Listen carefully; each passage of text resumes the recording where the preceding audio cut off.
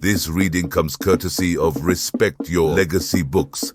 This extract is taken from An Image of Africa by Chinua Achebe. Nothing in Nigeria's political history captures her problem of national integration more graphically than the checkered fortune of the word tribe in her vocabulary.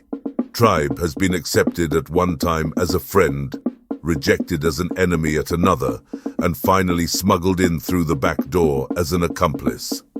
In the lifetime of many Nigerians who still enjoy an active public career, Nigeria was called a mere geographical expression, not only by the British, who had an interest in keeping it so, but even by our nationalists when it suited them to retreat into tribe to check their more successful rivals from other parts of the country. As a student in Ibadan, I was an eyewitness to that momentous occasion when Chief Obafemi Awolowo stole the leadership of Western Nigeria from Dr. Nnamdi Azikiwe in broad daylight on the floor of the Western House of Assembly and sent the great Zik scampering back to the Niger, whence he came. Someday, when we shall have outgrown tribal politics, or when our children shall have done so, sober historians of the Nigerian nation will see that event as the abortion of a pan-Nigerian vision which, however ineptly, the NCNC tried to have and to hold.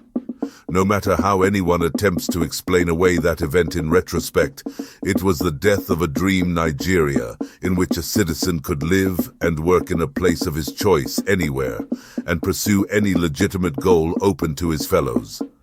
A Nigeria in which an Easterner might aspire to be premier in the West and a Northerner become mayor of Enugu. That dream Nigeria suffered a death blow from Awolowo's success in the Western House of Assembly in 1951. Perhaps it was an unrealistic dream at the best of times, but some young, educated men and women of my generation did dream it. And though it died, it never fully faded from our consciousness. You could always find idealistic people from every part of Nigeria who were prepared to do battle if anyone, especially European or American, should ask them, "What is your tribe?" "I am a Nigerian," they would say haughtily, drawing themselves to their fullest height. Though alive and well, tribe had an embarrassing odor. Then a strange thing happened at our independence in 1960. Our national anthem, our very hymn of deliverance from British colonial bondage, was written for us by a British woman who unfortunately had not been properly briefed on the current awkwardness of the word tribe.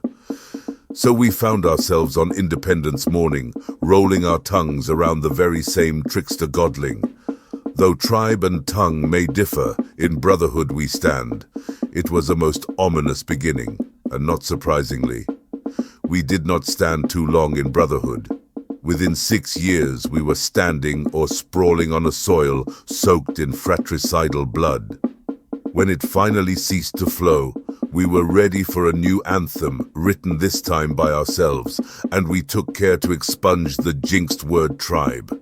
And to be absolutely certain, we buried the alien anthem in its own somnolent evangelical hymn juice, concocted incidentally by another British woman, the third in a remarkable line, the first being Lugard's girlfriend who christened us Nigeria, and invoked the natural dance rhythm of our high life to mark our national rebirth. But all this self-conscious wish to banish tribe has proved largely futile, because a word will stay around as long as there is work for it to do. In Nigeria, in spite of our protestations, there is plenty of work for tribe. Our threatening gestures against it have been premature, half-hearted, or plain deceitful. A Nigerian child seeking admission into a federal school, a student wishing to enter a college or university, a graduate seeking employment in the public service, a businessman tendering for a contract, a citizen applying for a passport, filing a report with the police, or seeking access to any of the 100,000 avenues controlled by the state, will sooner or later fill out a form which requires him to confess his tribe, or less crudely and more hypocritically, his state of origin. Intelligent and useful discussion of tribalism is very often thwarted by vagueness. What is tribalism? I will spare you a comprehensive academic definition.